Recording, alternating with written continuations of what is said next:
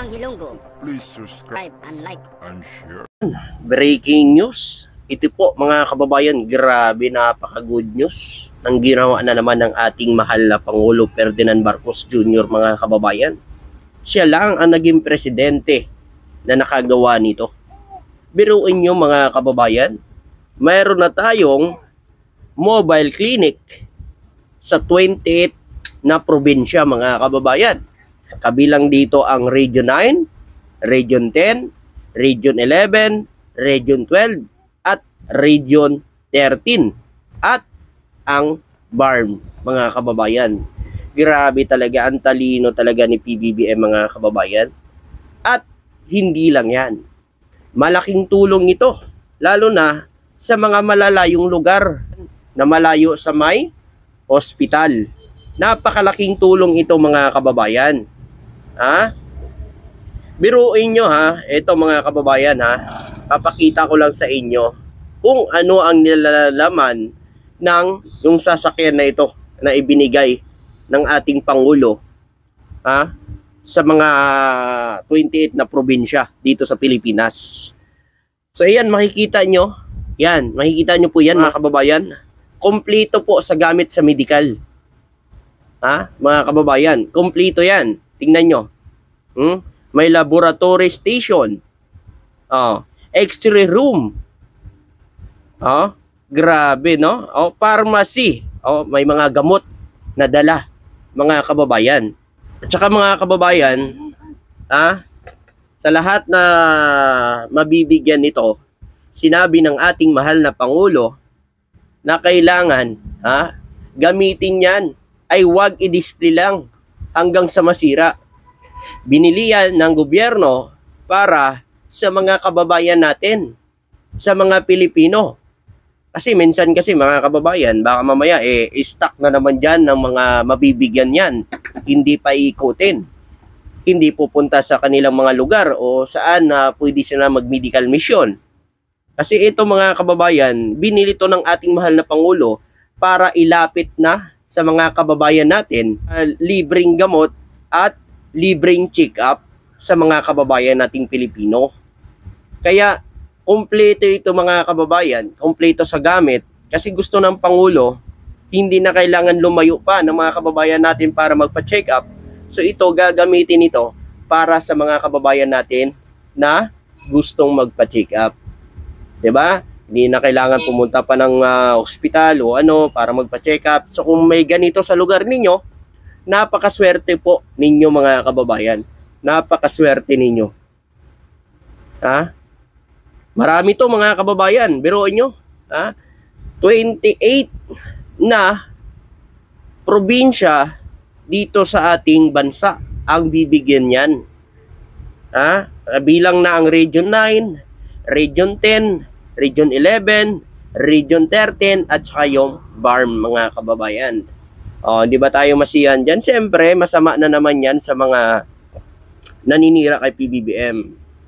Sabihin lang naman nila yan, sayang ang pira ng taong bayan. Kasi yan lagi ang laman ng isip nila. Kasi alam nyo po mga kababayan, yung mga tao na mga ganyan, pinagdaanan kasi nila yan.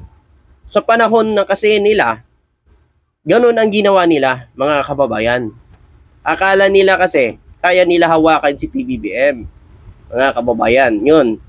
Ngayon, hindi nila na kayang hawakan si PBBM. Siyempre, Marcos yan. Kaya ba nila yan, mga kababayan?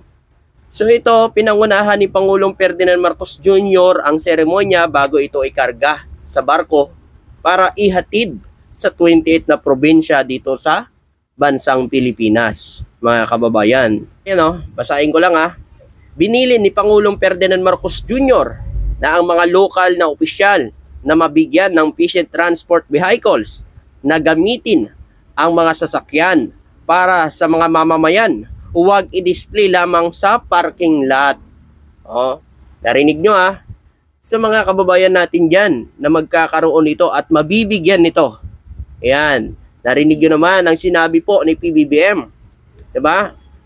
Sa mga kababayan natin, hindi ito pang display lang. Yung mga mabibigyan dyan ng mga local government, ha? Baka mamaya i-display nyo na lang naman dyan sa City Hall nyo. Ha? Para yan sa mga Pilipino. Para yan sa mga Pilipino. Inihayag ito ng Pangulo sa mga lokal na opisyal sa Western Visayas at sa mga public hospital na nagiging benepisyaryo ng mga bagong sasakyan. So, kasama rin po pala ang hospital, mga kababayan. Sinabi pa ng Pangulo na target ng kanyang administrasyon na lahat na bayan at lungsod sa buong bansa ay magkaroon ng PTB na hindi lamang isa kundi dalawa. Wow! Target ng Pangulo, mga kababayan. Buong lugar dito sa bansa natin, target ng Pangulo na mabigyan. Hindi lang isa, kundi dalawa, mga kababayan. Nagawa ba yan nila? Naisip ba yan nila? Yan dapat, ang isipin ng mga kababayan natin. Kung gaano katalino ang Pangulo natin, mga kababayan. Kung gaano tayo kamahal ni PBBM. Biruin nyo, mga kababayan.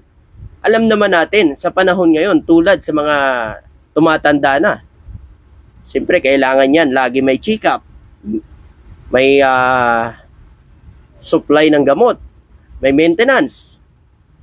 So napakalaking tulong to para sa ating mga kababayan, lalo na yung may mga sakit yan. Malaking tulong ito para sa atin. O yung mga ayaw niyan, malamang mga kababayan, ay yung mga naiinggit. Pero hindi na yan galit, kundi inggit na talaga. Kasi biruin mo, mga kababayan, sasakyan, ginawa ng hospital ni PBBM. Kompleto sa gamit. 'Di ba? May gamot pa. Grabe, no? Siya lang nakaisip niyan, mga kababayan. Only PBBM lang. Naku, iyak na naman sila rito, mga kababayan. Ganon tayo kamahal ng ating mahal na Pangulo. Yun nga lang kasi, alam nyo kung bakit. Hindi kasi huya nakikita ng iba nating mga kababayan. Kasi, doon ho sila nanonood o doon sila naniniwala sa mga gawa-gawa lang ng kabilang grupo na gusto nilang patalsikin ang ating Pangulo. Doon kasi sila naniniwala, mga kababayan. Pero hindi nila alam. Yan yung mga gustong patalsikin si PBBM. Yan yung may masamang balak para sa bansa natin. Kita nyo naman, tahimik ang ating Pangulo. Pero tuloy sa kanyang trabaho at paglingkod sa bayan natin. Sila naman, tuloy ang paninira nila. Matagal pa eleksyon . Nagrarally ho sila dyan. Para saan yan, mga kababayan? Para saan yung pagrarally na yan nila? Kung wala silang masamang balak sa administrasyon ngayon. Di mga binantaan pa nila ang Pangulo. Napapatalsikin na nila nitong July. Ano na ngayon? September na. May nangyari ba? Tapos sinabi pa nila, 8 million ang susugod sa Malacanang.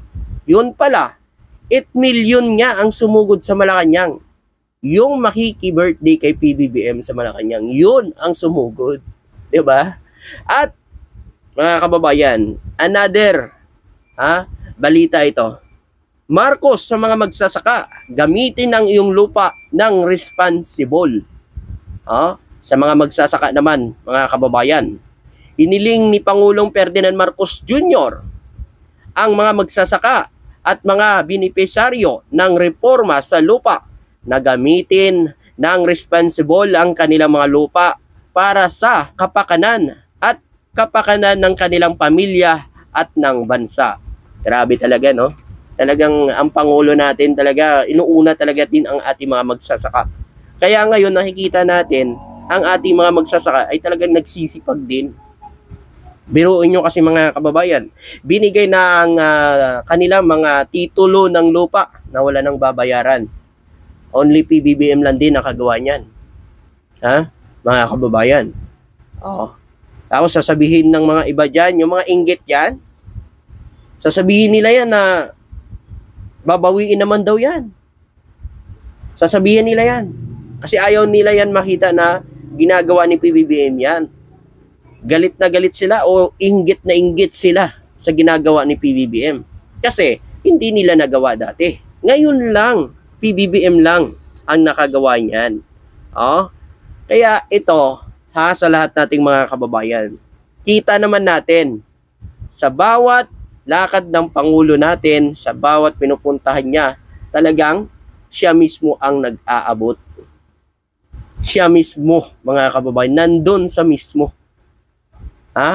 Kita nyo naman ang ating mga magsasaka kung gaano kasaya habang ibinibigay ni PBBM ang kanilang mga titulo ng lupa. Diba? Ayaw nila yan. Kasi sabi nga nila, kapag inggit ka, pikit ka na lang. Ganun lang yon.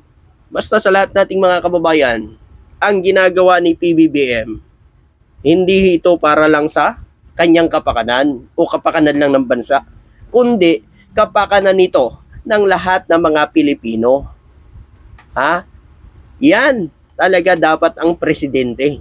Nakikinig sa mga magsasaka. Pinapakinggan ang kanilang mga hinaing. 'Di ba? Pinapakinggan yung ano ang kanilang hinaing sa gobyerno. Mga kababayan, yan dapat ang presidente.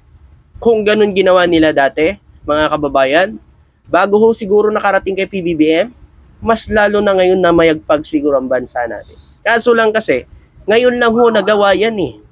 Kaya ngayon, sasabihin ho nila, wala daw nagagawa si PBBM. Siyempre, inaayos niya lahat. Ginagawa niya ng paraan kung paano niya ito masolusyonan. Hindi naman yan magic lang eh. Hindi naman magic hero ho si PBBM na pag sinabi ganito, aayusin ko ang magsasaka ay agad-agad. Hindi ho yun mangyayari, mga kababayan. Marami pang dadaanan ang presidente natin bago yan maayos yan. Yun nga lang kasi, atat lang kayo. Lalo na yung mga nininira kay PBBM, atat na atat yan sila na ganyan, nasirain si PBBM. Kasi nga, atat na rin sila na bumalik sa kapangyarihan. Ganun talaga yon, mga kababayan. So yun po. Maraming salamat po at magandang araw po sa inyong lahat.